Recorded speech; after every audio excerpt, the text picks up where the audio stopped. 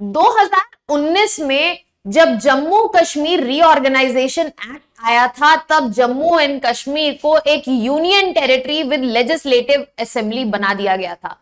2019 जो है एक इंपॉर्टेंट ईयर माना जाता है इन इंडियन पॉलिटिकल हिस्ट्री। वैसे ही 2024 का जो इलेक्शन हुआ है, जिसके रिजल्ट्स आ चुके हैं, वो भी एक इंपॉर्टेंट ईयर है ये समझने के लिए कि जम्मू एंड कश्मीर का आगे का आने वाला समय कैसे होने वाला है। इन रिजल्ट्स में देखा गया कि जो एनसी और कांग्रेस का कोलिजन था, उनको भारी बहुमत प्राप्त हुई है, जिसमें उनको 49 सीट्स मिली हैं, और बीजेपी जो है वो सेकंड लार्जेस्ट पार्टी रही है विद 29 सीट्स। यहां पर देखने वाली बात यह है कि जम्मू कश्मीर ये लेजिस्लेटिव असेंबली तो बन रही है, बट जम्मू कश्मीर के रीऑर्गेनाइजेशन एक्ट ने लेजिस्लेटिव गवर्नर को बहुत सारी पावर दी है, लेफ्टिनेंट गवर्नर को बहुत सारी पावर्स दी है। आज के इस सेशन में हम इस बारे में ही बात करने वाले हैं कि यस, जम्मू कश्मीर की लेजिस्लेटिव असेंबली इन इलेक्शन के बाद तो फॉर्म हो जाएगी as a union territory, but क्या पावर्स हैं यहां पर लेफ्टिनेंट गवर्नर के पास और कैसे ये इंपॉर्टेंट हो जाता है। Hello students, welcome to Chahal academy. My name is Shubhangi Singh and today we are going to talk about Jammu Kashmir elections and their impact, and furthermore we are going to put more emphasis कि कैसे lieutenant governor की power जो है वो strong hold है और उसका क्या क्या इंपैक्ट हमें देखने को मिलेगा। जम्मू कश्मीर के इलेक्शन रिजल्ट आ चुके हैं। यहां पर बहुत इंपॉर्टेंट हो जाता है ये समझना कि जम्मू कश्मीर की असेंबली जो है वो all together as a union territory क्या इंपैक्ट डाल सकती है। जम्मू कश्मीर 2019 रीऑर्गेनाइजेशन एक्ट के तहत 2 यूनियन टेरिटरीज बनाई गई थी, जम्मू एंड कश्मीर जहां पे union territory with legislative assembly होगी जैसे कि दिल्ली है, और लद्दाख को यूनियन टेरिटरी बनाया गया जहां पर लेजिस्लेटिव असेंबली की प्रेजेंस नहीं है। अब रिसेंटली ये जो इलेक्शंस अनाउंस हुए हैं और इनका रिजल्ट आया है, इनके लेंस के थ्रू हमें देखना है कि एलजी का जो पावर है ना ही सिर्फ एमएलएज नॉमिनेट करने का, साथ ही साथ अगर कोई बहुमत नहीं आती तो भी बहुत पावर हमें देखने को मिलती लेफ्टिनेंट गवर्नर के पास।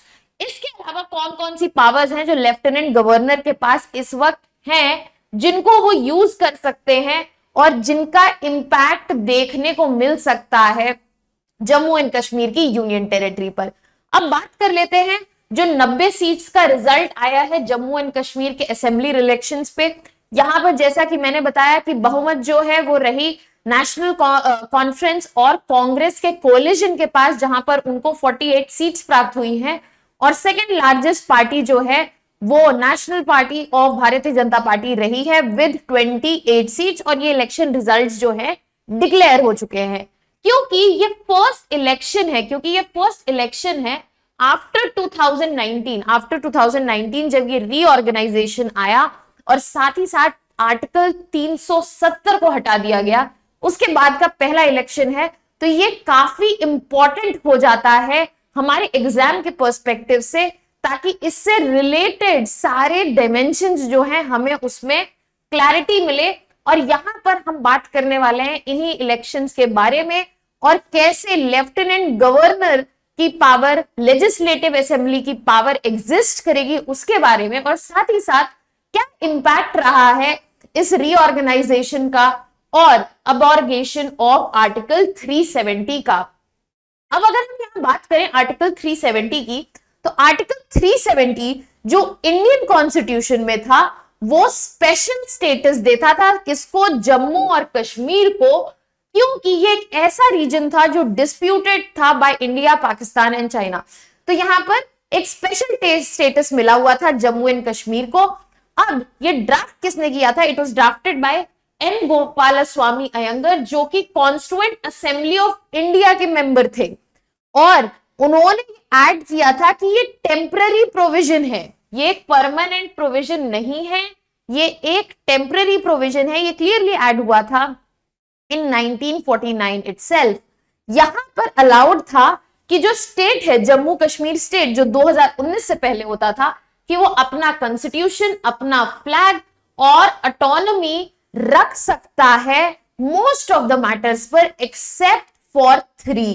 पहला डिफेंस, दूसरा फॉरेन अफेयर्स और तीसरा कम्युनिकेशन। तो यहाँ पे उनका अपना अलग कॉन्स्टिट्यूशन था, यहाँ पर उनके पास अपना अलग फ्लैग था, उनके पास अपनी ऑटोनॉमी थी। बस 3 चीजों के लिए स्टेट जो है वो बाधित नहीं था, वो सेंट्रल गवर्नमेंट जो है वहां पर काम कर सकती थी, वो था defence, foreign affairs and communication. अब ये जो डिसीजन था या ये जो प्रोविजन था ये किस चीज पे बेस्ड था? ये बेस्ड था जो टर्म्स डिसाइड हुए थे इंस्ट्रूमेंट ऑफ एक्सेशन में, जिसको साइन किया था महाराजा हरि सिंह ने, जो कि रूरल थे जम्मू कश्मीर के, और इन्होंने ये साइन किया था 1947 में कि वो इंडिया को ज्वाइन करेंगे, जब ये चॉइस थी कि इंडिया पाकिस्तान को ज्वाइन करना है। और यहां पर हरि सिंह ने डिसाइड किया कि वो इंडिया को ज्वाइन करेंगे, और ये ज्वाइन उन्होंने तब डिसाइड किया था जब उन्होंने जम्मू एंड कश्मीर में इन्वेजन देखा बाय पाकिस्तान। यहां पर हम देख सकते हैं कि ये डिसीजन हरि सिंह का था, और उसके बेसिस पर ये सारे प्रोविजंस जो हैं उसके बाद क्रिएट हुए हैं। ये स्पेशल प्रोविजन आर्टिकल 370 के तहत मिला। अब आर्टिकल 370 को हटा दिया गया 2019 में, जब Jammu and Kashmir reorganisation act लाया गया।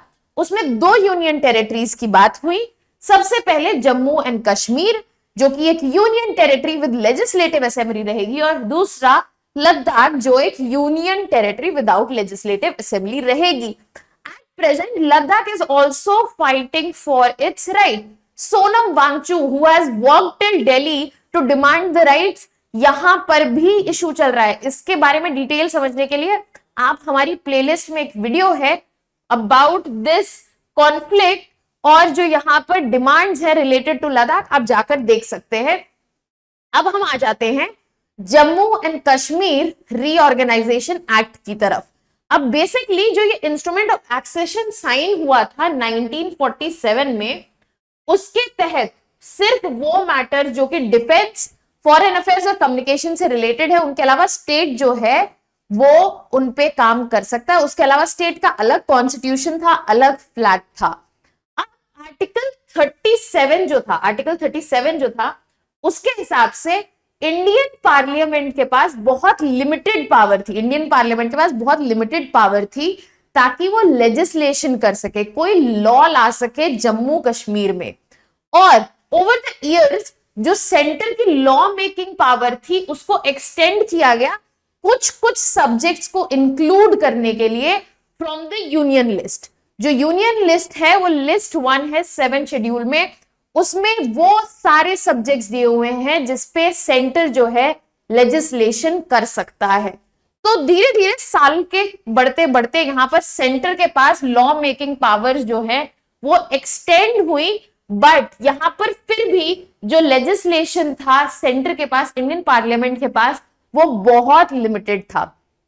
फिर Jammu Kashmir reorganisation act of 2019, जिसने सिग्निफिकेंटली ऑल्टर कर दिया, चेंज कर दिया इस गवर्नेंस स्ट्रक्चर को, जहां पर जम्मू एंड कश्मीर को डिफरेंट ट्रीट किया जाता था, एक स्पेशल स्टेटस दिया जाता था देन द होल कंट्री। तो ये गवर्नेंस स्ट्रक्चर जो है इसको ऑल टुगेदर बदल दिया गया। और यहां पर जो सबसे ज्यादा रोल पे एम्फेसिस हमें करना है वो लेफ्टिनेंट गवर्नर के रोल पे करना है, कि रोल जो है लेफ्टिनेंट गवर्नर का इनहैंस कर दिया गया, बढ़ा दिया गया as compare to the state assembly. जो स्टेट असेंबली में लेफ्टिनेंट गवर्नर का रोल होता था, उसके कंपैरिजन में जब वो union territory with legislative assembly बनी तो यहां पे गवर्नर का रोल बढ़ा दिया गया। और जब ये कह रहे हैं कि रोल बढ़ा दिया गया, यहाँ पे जो शिफ्ट है ये क्लियरली एविडेंट है 2 प्रोविजन से। अब इन दोनों प्रोविजंस की हम बात कर लेते हैं। सबसे पहला प्रोविजन है सेक्शन 32 ऑफ द एक्ट, जो क्लियरली कहता है कि legislative powers of the assembly, basically वो सब्जेक्ट जो कि प्रोविजंस हैं इस एक्ट के, यहां पर लेजिस्लेटिव असेंबली जो है वो लॉ बना सकती है सारे या फिर कुछ पार्ट्स के लिए जो union territory of Jammu and Kashmir के हैं, उन मैटर्स पे जो कि स्टेट लिस्ट में दिए हुए हैं। ये लिस्ट 2 है 7 शेड्यूल में, इन जो सारे सब्जेक्ट्स इंक्लूड करते हैं जिन पे स्टेट लेजिस्लेशन कर सकता है। तो यहाँ पे क्लियरली बोला गया है कि जो ये लेजिस्लेटिव असेंबली बन रही है जम्मू एंड कश्मीर की, वो सारे मैटर्स पर लेजिस्लेशन कर सकती है जो स्टेट लिस्ट में दिए हुए हैं एक्सेप्ट फॉर 2। सिर्फ दो ऐसी चीजें बोली गई जो स्टेट लिस्ट में है बट उन पे लेजिस्लेशन नहीं हो सकता, वो है entry 1 and entry 2, public order and police. इसके अलावा कॉन्करेंट लिस्ट पे भी स्टेट असेंबली, यूनियन टेरिटरी की जो असेंबली है, वो लेजिस्लेटिव असेंबली जो बनी है, वो कॉन्करेंट लिस्ट के सब्जेक्ट्स पर भी लेजिस्लेशन कर सकती है, बट वो कॉन्फ्लिक्ट में नहीं होने चाहिए सेंट्रल लॉज के साथ। तो ये पहला प्रोविजन जो है क्लियर करता है कि यहां पर सिर्फ दो स्टेट लिस्ट में ऐसे दो चीजें हैं जिन पे लेजिस्लेशन नहीं कर सकती है जम्मू कश्मीर की लेजिस्लेटिव असेंबली। कॉन्करेंट लिस्ट में सारे सब्जेक्ट्स पर कर सकती है, बट जो भी सब्जेक्ट कॉन्फ्लिक्ट में होगा सेंट्रल लॉ को, वहां पर सेंट्रल लॉ जो है वो सुपरसीड कर जाएगा, उसको प्राइम इंपॉर्टेंस और उसको प्राइम कंसिडरेशन मिलेगा। अब सेकंड जो है वो है सेक्शन 36। सेक्शन 36 जो है वो बेसिकली एक बहुत ही इंपॉर्टेंट चीज हाईलाइट करता है और एक बहुत सिग्निफिकेंट कंडीशन बनाता है कि कोई भी फाइनेंशियल बिल्स या फिर अमेंडमेंट या फिर अमेंडमेंट जो है वो इंट्रोड्यूस नहीं किया जा सकते या असेंबली में नहीं लाए जा सकते विदाउट लेफ्टिनेंट गवर्नर्स रिकमेंडेशन। अगर लेफ्टिनेंट गवर्नर ने रिकमेंडेशन नहीं दी तो फाइनेंशियल बिल्स और अमेंडमेंट्स जो हैं वो असेंबली में आएंगे ही नहीं, इंट्रोड्यूस ही नहीं होंगे। अगर वो अमेंड कर रहे हैं कोई लॉ या फिर फाइनेंशियल ऑब्लिगेशन जो union territory of Jammu and Kashmir की है। अब ये बहुत ही ब्रॉड, इसका स्कोप जो है बहुत ज्यादा है इस पर्टिकुलर क्लॉज का, और मोस्ट पॉलिसी डिसीजन जिनके फाइनेंशियल ऑब्लिगेशन हैं वो कहां से आएंगे, वो रेकमेंड होके आएंगे लेफ्टिनेंट गवर्नर से। तो यहां पर लेफ्टिनेंट गवर्नर को एक अच्छा खासा कंट्रोल मिल रहा है लेजिस्लेटिव मैटर्स जो कि फाइनेंशियल ऑब्लिगेशंस और इम्प्लीकेशंस के साथ आ रहे हैं। दैट मींस लेफ्टिनेंट गवर्नर को एक इंपॉर्टेंट रोल दिया जा रहा है ताकि यूनियन टेरिटरी की जो लेजिस्लेटिव पावर्स हैं स्पेशली विद फाइनेंशियल ऑब्लिगेशंस, उस पे गवर्नर, लेफ्टिनेंट गवर्नर का स्ट्रॉन्ग होल्ड रहे। अब इन डिटेल डिस्कस करते हैं जम्मू कश्मीर रीऑर्गेनाइजेशन एक्ट 2019 में जो आया है वो क्या पावर्स लेके आया है लेफ्टिनेंट गवर्नर के लिए और क्या स्पेसिफिकेशंस है। तो यहां पर सेक्शन 53 के हिसाब से कुछ पर्टिकुलर पावर्स जो हैं वो एलजी यूज कर सकते हैं एट हिज डिस्क्रिशन। अब ये कौन से मैटर्स हैं जो लेफ्टिनेंट गवर्नर अपने डिस्क्रिशन पे एग्जीक्यूट कर सकते हैं। सबसे पहला है जो भी मैटर्स लेजिस्लेटिव असेंबली के पावर के बाहर है, लेजिस्लेटिव असेंबली की जो भी पावर है उसके बियॉन्ड अगर कोई मैटर है तो लेफ्टिनेंट गवर्नर का डिस्क्रिशन है, वो अपने डिस्क्रिशन के हिसाब से डिसीजन लेंगे। फर्दरमोर जब भी जुडिशियल फंक्शंस या डिस्क्रिशनरी फंक्शंस आएंगे तो एलजी जो है वो अपने हिसाब से उन मैटर्स पर डिसीजन लेंगे। जब भी जुडिशरी फंक्शंस होंगे तो लेफ्टिनेंट गवर्नर जो है वो अपने आप डिसीजंस लेंगे। Anything that is related to all India services या फिर एंटी करप्शन ब्यूरो, तो सारे मैटर्स जो ऑल इंडिया सर्विसेज और एंटी करप्शन ब्यूरो से रिलेटेड हैं वो कौन देखेगा, वो भी लेफ्टिनेंट गवर्नर देखेंगे और यहां पर भी अपना डिस्क्रिशन जो है एक्सरसाइज करेंगे। अब ये जो अरेंजमेंट है जो हमें पावर्स डिस्क्रिशन की देखने को मिली और उससे पहले जो हमने दो प्रोविजंस पढ़े Jammu and Kashmir reorganisation act से, उसे क्लियरली दिखता है कि एक सिग्निफिकेंट एडमिनिस्ट्रेटिव कंट्रोल है किसके पास, लेफ्टिनेंट गवर्नर के पास, जो कि सिर्फ पब्लिक ऑर्डर और पुलिस तक लिमिटेड नहीं है। यहां पर ब्यूरोक्रेसी, क्योंकि ऑल इंडिया सर्विसेज की बात हो रही है, और एंटी करप्शन मेजर्स क्योंकि एंटी करप्शन ब्यूरो की बात हो रही है, वहां तक स्कोप है लेफ्टिनेंट गवर्नर की पावर्स का। साथ ही साथ इस एक्ट में ये मेंशन्ड है कि जो डिसीजंस एलजी के हैं अपने डिस्क्रिशन पे लेने के, वो फाइनल है और वो कोर्ट में चैलेंज नहीं हो सकते हैं। They can not be challenge in court. ना ही कोई एडवाइस जो मिनिस्टर्स दे रहे हैं एलजी को, लेफ्टिनेंट गवर्नर को, उसको भी क्वेश्चन किया जा सकता है लीगली। तो यहां पर एक certain amount of judicial protection भी मिल रहा है लेफ्टिनेंट गवर्नर को। जब वो अपने डिस्क्रिशन के हिसाब से एक्ट करेंगे तो उस डिसीजन को चैलेंज नहीं किया जा सकता है कोर्ट में। और अगेन यहां पर जो डिस्क्रिशन है जो लेफ्टिनेंट गवर्नर को मिला है वो एक बहुत ही ब्रॉड स्कोप दे रहा है, जिसकी वजह से रीसेंट एडमिनिस्ट्रेटिव चेंजेस जो है वो देखे जा सकते हैं। और जैसे कि यहां पर लेफ्टिनेंट गवर्नर ने एडवोकेट जनरल को अपॉइंट कर सकते हैं, लॉ ऑफिसर्स, और साथ ही साथ इन्फ्लुएंस कर सकते हैं जुडिशियल डिसीजंस को।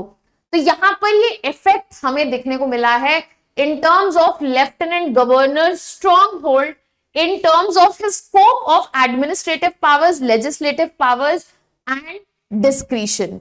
अब अगर हम बात करें 2019 के जो ये रीऑर्गेनाइजेशन एक्ट आया और आर्टिकल 370 का अबॉर्गेशन हुआ, उसके ही रिजल्ट है कि 2024 में यहाँ फ्रेश लेजिस्लेटिव असेंबली के इलेक्शंस हुए हैं जम्मू एंड कश्मीर की यूनियन टेरिटरी के लिए।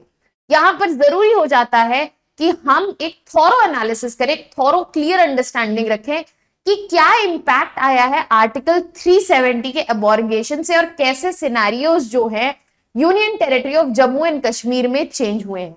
यहां पर सबसे पहला पॉइंट जो है वो है decline in violence. Significant decline देखा गया है of violence in Jammu and Kashmir since abrogation of article 370। अगर ऑफिशियल डेटा की बात करें तो नंबर ऑफ टेररिस्ट इंसिडेंट्स जो है वो 50% से ज्यादा हो गए हैं और 50% से ज्यादा कम हो गए हैं। और जो सिक्योरिटी फोर्सेस हैं उन्होंने 300 मिलिटेंट्स से ऊपर, उससे ज्यादा मिलिटेंट्स को मार गिराया है। तो यहाँ पर वायलेंट इंसिडेंट्स जो हैं वो उनका अकरेंस जो है वो कम देखने को मिला है। साथ ही साथ इनहैंस इंफ्रास्ट्रक्चर देखने को मिला है। गवर्नमेंट ने बिकॉज ऑफ द सेफ्टी जो यहाँ पे लेसर वायलेंस हो रहा है उसकी वजह से इंफ्रास्ट्रक्चर जो है उसके डेवलपमेंट पे फोकस किया है ताकि यहाँ की इकोनॉमी जो है वो बूम कर सके। तो गवर्नमेंट ने इन्वेस्ट किया है इंफ्रास्ट्रक्चर डेवलपमेंट में in the union territory of Jammu and Kashmir. यहाँ पर construction of new roads, tunnels, power line, bridges, ताकि यहाँ के इंफ्रास्ट्रक्चर डेवलपमेंट से जो इकोनॉमी में बूस्ट एक्सपेक्टेड है वो देखा जा सके। तो government is working in this direction and using the advantage कि यहाँ पर जब वायलेंस डिक्रीज है लोगों को बेटर अपॉर्चुनिटी मिलनी चाहिए, एक बेटर एनवायरमेंट क्रिएट होना चाहिए and government is working for the same. अब अगर यहाँ पे आप डेटा देखेंगे तो fewer injuries and death among security forces. अगर सिक्योरिटी फोर्सेस की बात करें उनकी इंजरीज और डेथ रेट जो है स्पेशली अगर हम बात करें 52 मंथ्स बिफोर August 5, 2019 जब Jammu and Kashmir reorganisation act आया था एंड 52 मंथ्स आफ्टर August 5, 2019। तो यहाँ पर हम पूरे 52 मंथ्स का यहाँ पे डिफरेंस दिखा रहे हैं। तो अगर हम बात करें टेररिस्ट इनिशिएटेड इंसिडेंट्स तो 765 से वो 455 हो गए हैं। Then we can see attacks on civilians 193 से 156, civilian casualties 234 से 131, then we have encounters 390, 338, security forces injured it is less than half 1098, अब का नंबर है 334 and security forces killed 355 से कम होके 125 हो गए हैं। पॉलिटिकल या किसी भी रीजंस की वजह से जम्मू कश्मीर जो था एक हेवन था टेररिस्ट के लिए और इंसर्जेंट ग्रुप्स के लिए। अब यहां पर देखा जा रहा है कि ये जो रीऑर्गेनाइजेशन एक्ट आया है उसका एक अच्छा इंपैक्ट है, एक तो वायलेंस डिक्रीज करने में और साथ ही साथ सिक्योरिटी फोर्सेस जो कि बहुत इंपॉर्टेंट और बहुत ही इमोशनली अटैच्ड है। अगर हम बात करें इंडियन फोरा जो है वो सिविलियन अपने आर्मी फोर्सेस से, तो यहाँ पर उनका इंपॉर्टेंस जो है उस पर ड्यू कंसिडरेशन दिया जा रहा है और यहाँ पे इंजरीज और डेथ्स जो है कम होते हुए दिखी हैं। साथ ही साथ इंप्रूव्ड इकोनॉमिक डेवलपमेंट देखने को मिला है। गवर्नमेंट कई इनिशिएटिव्स लेके आई है for boosting the economic development of Jammu and Kashmir. Prime minister development package, industrial development scheme, और इन स्कीम्स की वजह से इन एरिया में इन्वेस्टमेंट बढ़ा है, जॉब क्रिएशन बढ़ी है और इकोनॉमिक ग्रोथ देखी गई है इस रीजन में। अब यहां पर आप डेटा देख सकते हैं, इस पर्टिकुलर यूनियन टेरिटरी में टैक्स रेवेन्यू ग्रोथ देखा गया है 31% का। 2022-23 में जीएसडीपी जो है जम्मू एंड कश्मीर का, ग्रॉस स्टेट डोमेस्टिक प्रोडक्ट, वो 8% पे बढ़ा है एट कांस्टेंट प्राइसेस, जबकि नेशनल लेवल एवरेज लेवल जो है वो 7% है। सो यहां पर हम इकोनॉमिक बेनिफिट भी देख सकते हैं। यहां पर इस ग्राफ में रेवेन्यू रिसीट्स दी हुई हैं यूनियन टेरिटरी के, and you can see by 2023 as compared to 2013 the number